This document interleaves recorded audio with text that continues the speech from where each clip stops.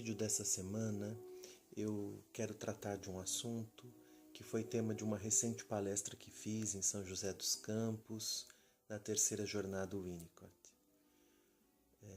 Muitas pessoas, porque eu postei fotos do dia, da palestra, da ocasião, e depois disso, por e-mail e aqui pelo Face, nós recebemos muitas perguntas a respeito do tema abordado. Inclusive, algumas pessoas nos perguntavam se nós não iríamos transmitir ao vivo a palestra, e isso não foi possível, infelizmente. Mas eu queria fazer um comentário a respeito, porque o tema é muito oportuno, muito atual, e pelo interesse das pessoas que nos acompanham aqui pelo Face, pelas perguntas que nos enviaram a partir do tema abordado nesta palestra. Para quem viu, o tema da palestra era os transtornos alimentares à luz da psicanálise.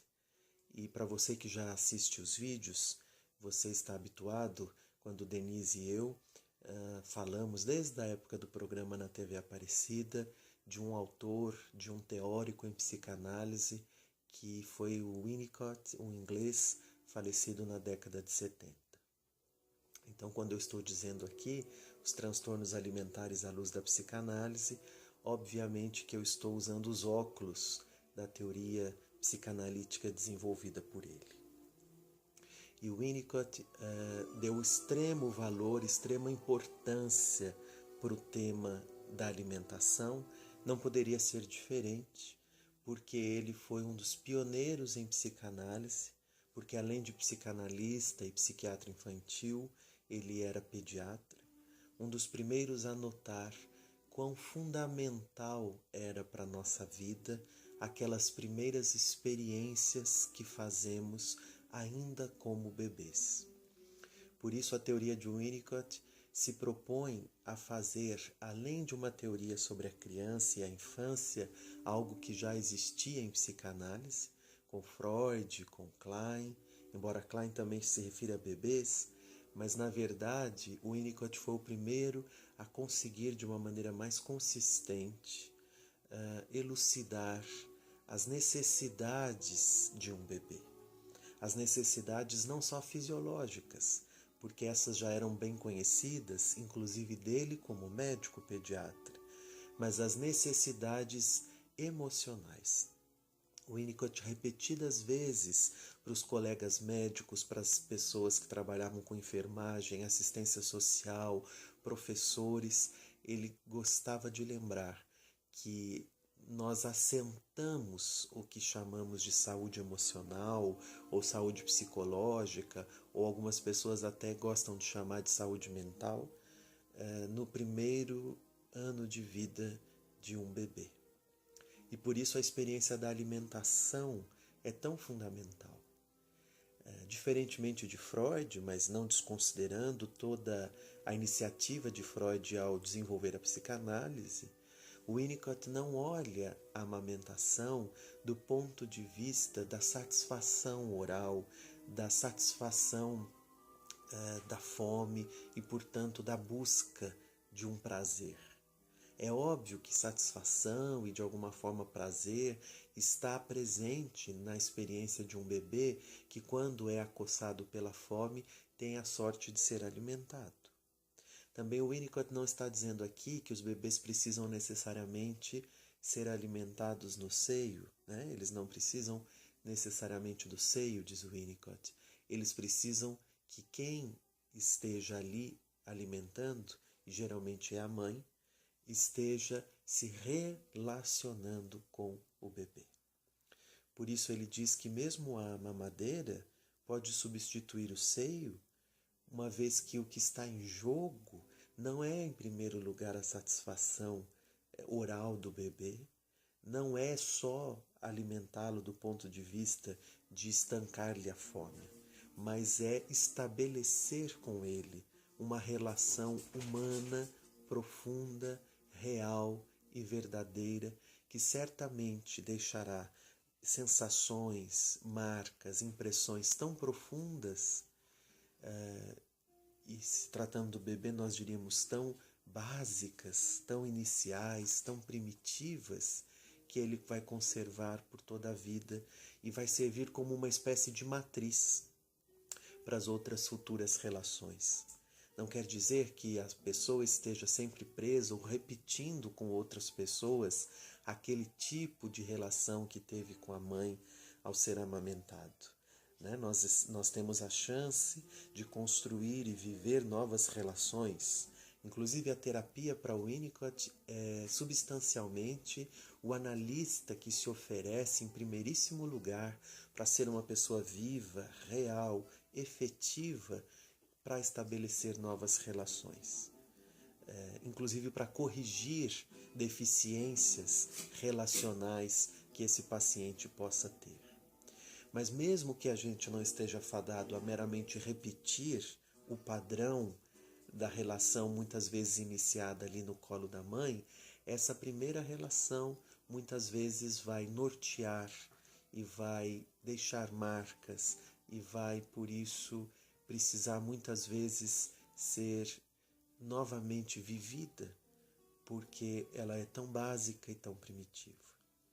Portanto, a questão alimentar para Winnicott não é meramente da relação da pessoa com a comida enquanto comida, mas da relação com a comida enquanto comunicação. No fundo, o que o Winnicott nos mostrou é que quando mãe e bebê estão juntos e ele é alimentado, naquele momento em que ele precisa do mamar, isso também é tão interessante, porque parece tão simples, mas o Winnicott mostrou como isso é importantíssimo e nem sempre tão evidente. Que a criança não seja obrigada a mamar quando ela não tem fome, porque senão a experiência de ser alimentada não vem dela mesma. E aí ela vai precisar renegar aquela comida, o que muitas vezes nós vemos presentes nas relações da pessoa com a comida através da anorexia, Existe a fome, existe a necessidade de comer, mas existe uma recusa em comer, porque às vezes a experiência da fome e da alimentação não foi pessoal. A pessoa se sentiu invadida pela comida. Por exemplo, uma pessoa que é obrigada a se alimentar de 3 em 3 horas quando bebê. Da mesma forma que nós não podemos deixar simplesmente o bebê entregue à sua fome, porque não é hora dele comer. Então, quantas relações nós estabelecemos com a comida, não com a comida enquanto objeto que nos mata a fome, mas a comida que serviu de ponte, de comunicação afetivamente, Quando Melanie Klein fala do seio bom e do seio mau, um jargão que o Winnicott até dizia ser desnecessário à psicanálise e para descrever a experiência de fato de um bebê, eu só acho que interessante porque ela conseguiu mostrar isso, que o Winnicott pôde falar de maneira muito mais ampla do que simplesmente como esse jargão que ficou, para quem conhece um pouco de psicanálise sabe do que eu estou dizendo. Mas quando Klein fala de seio bom e de seio mau, ela está demonstrando, com todas as implicações teóricas que ela fez, que a experiência do seio, ou melhor, a experiência da mãe, mais ainda a experiência de alimentação que um bebê faz, não é meramente de matar a fome. Aquela experiência pode ser boa ou não boa. Boa não porque ele enche a barriga, porque ele tira a fome. Boa, e agora eu estou traduzindo aqui na compreensão de Winnicott, se ela possibilitou o estabelecimento de um relacionamento. Por isso que os bebês não mamam olhando para qualquer lugar, não mamam com um olhar perdido, Inclusive esse é um dos sintomas de um bebê. Os bebês em geral mamam procurando o olhar da mãe.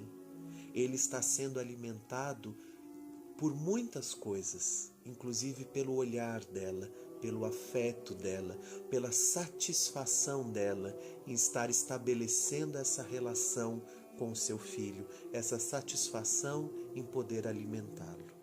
Portanto, quando nós vamos tentar entender, a partir do olhar da psicanálise, e mais ainda a partir do olhar da psicanálise, tal como ela foi compreendida, desenvolvida e praticada por Winnicott, nós precisamos nos remeter à longa história de um indivíduo com seu próprio corpo, com suas próprias sensações, com a sua fome, que, como eu estou dizendo aqui, não é um mero fenômeno biológico no ser humano.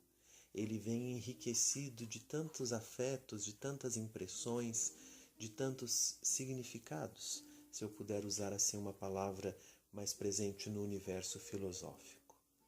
Por isso é preciso compreender a maneira como a pessoa se comunica com o mundo e com a vida. Tem uma frase de Winnicott ainda em 1936, ele estava iniciando-se como psicanalista, onde ele diz que em todos os tipos de adoecimento emocional, seja ele a depressão, a fobia, a esquizofrenia, o comer, diz Winnicott, de alguma forma fica afetado. Ou seja, nossa relação com a fome, com o nosso corpo, com a comida, depende dessas primeiras experiências que vão se sedimentando e amadurecendo conosco ou não. Quantos de nós nos alimentamos de uma maneira ainda muito primitiva, eu poderia dizer assim. E por isso os transtornos e os sintomas da anorexia, da bulimia, da obesidade, né?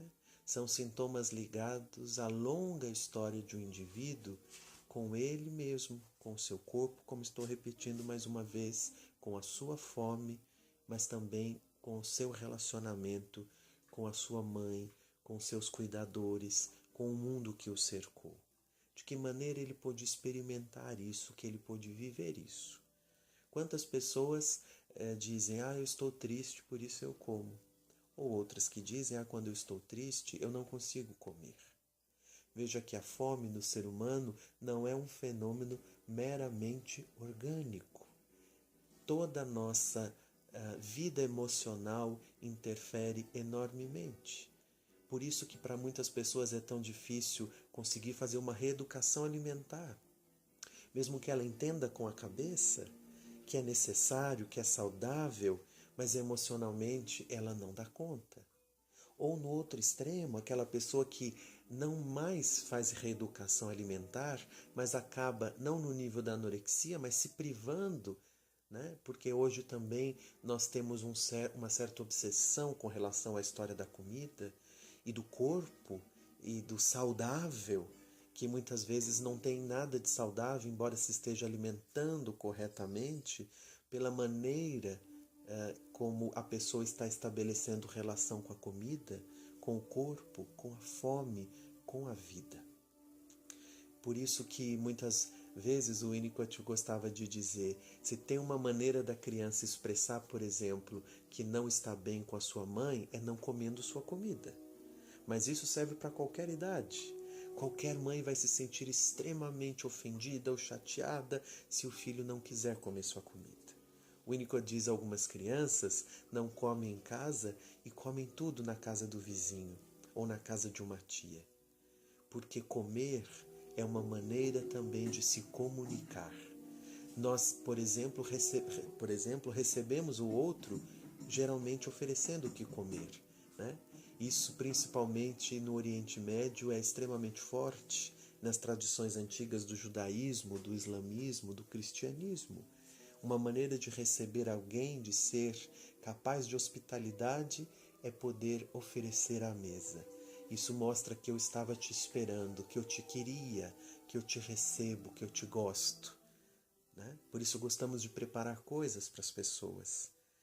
Então nós precisamos compreender que tudo na vida humana, ao mesmo tempo que é tão simples como um bebê se alimentando no colo da mãe, pode ser tão complexo porque nós somos capazes de tremendas experiências e sensações partindo de uma coisa muito simples e muito básica, como comer.